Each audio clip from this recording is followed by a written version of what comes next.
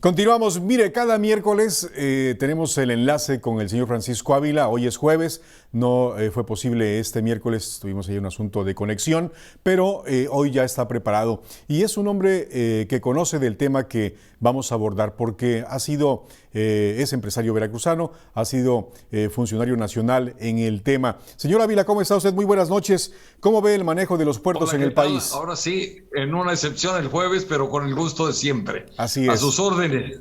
Gracias. El manejo de los puertos en nuestro país, ¿cómo lo ve? Bueno, es un tema controversial, pero es un tema muy interesante. Miren, nos han hecho creer durante muchos años que todo lo que se hizo en el pasado o era todo bueno o era todo malo. La realidad es que tiene claroscuros. Los puertos mexicanos hace algunos lustros adolecían de una serie de problemas: ineficiencia, rapiña, demoras, sobrecostos, exceso de maniobras, exceso de revisiones, algunas de las maniobras innecesarias. Entonces, Salinas de Gortari, que era el presidente en esa época, estaba tratando de impulsar nuestra entrada al Tratado de Libre Comercio, y para poder competir con el extranjero con ciertas posibilidades de éxito era muy difícil con el esquema portuario que había. No sé si recuerdan, en Veracruz, pues realmente los sindicatos tenían un peso muy relevante y se daban distorsiones tan severas como, por ejemplo, que los socios de algunos sindicatos no trabajaban, mandaban a otros a que trabajaran en su nombre y ellos cobraban y les pagaban pues una cifra o un salario ínfimo a quienes se les conocía en esa época como cuijes. Era una situación alarmante de ineficiencia, de rapiña y de saqueo. Bueno, entre otras, además de corrupción. Los puertos eran manejados por burócratas. Entonces ya se imaginarán la ineficiencia que había en comparación con los puertos del extranjero.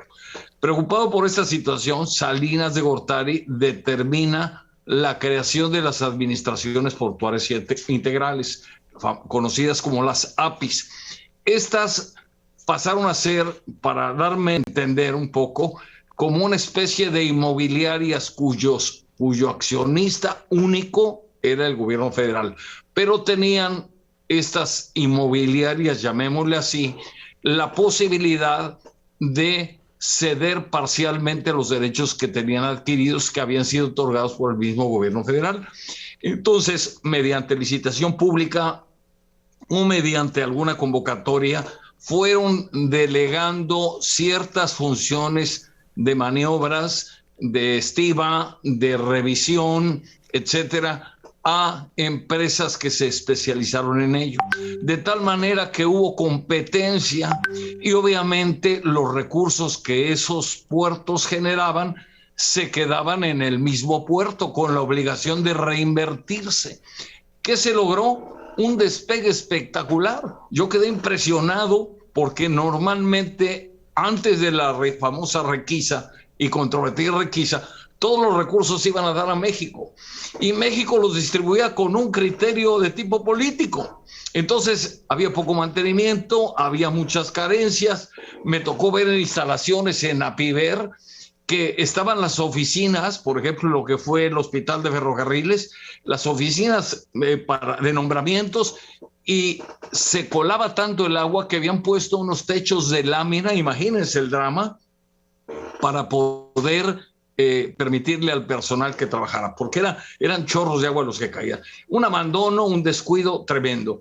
¿Qué pasa? Pues simplemente que los puertos ya tienen la obligación de reinvertir todo el dinero que cobran y le ceden parte de las atribuciones que tenían a los particulares.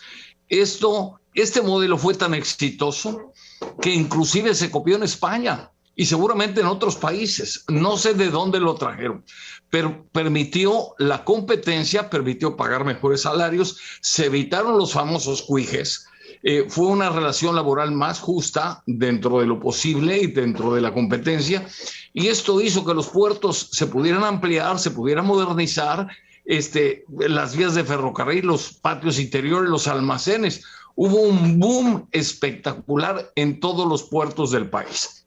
Ahora, Muy bien. ¿para dónde vamos, Alguien señor le Ávila? dijo al presidente que los particulares se habían apropiado de los puertos. Bueno, pues creo que le informaron mal, porque los puertos siguen siendo administrados primero por la Secretaría de Comunicaciones a través de una concesión que recibieron, y luego por la Secretaría de Marina, porque le transfirieron a la Secretaría de Marina esas atribuciones.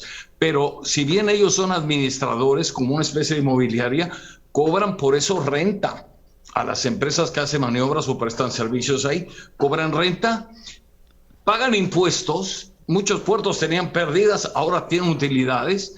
Las empresas pagan seguro social, las empresas generan empleo, han traído tecnología, han invertido en maquinaria, en tecnología de punta para ser competitivos.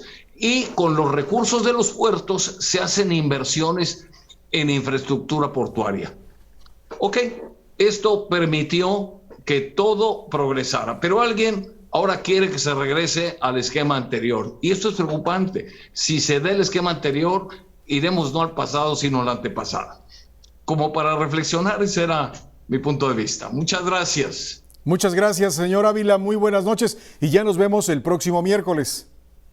Si Dios quiere, con mucho gusto. Y si quiere, continuamos con ese tema que es muy importante para Veracruz. Muy bien, ya está dicho. Nos vemos el próximo miércoles. Buenas noches. Cómo no, muchas gracias. Buenas noches. Hasta pronto.